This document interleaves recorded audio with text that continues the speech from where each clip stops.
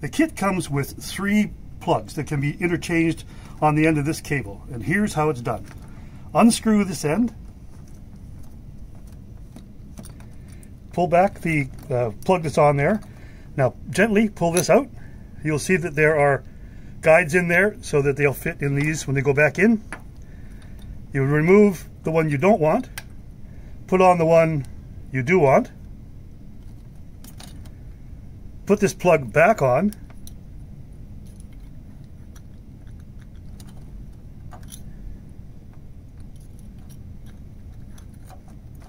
slide the cover back up, and then secure it with the nut.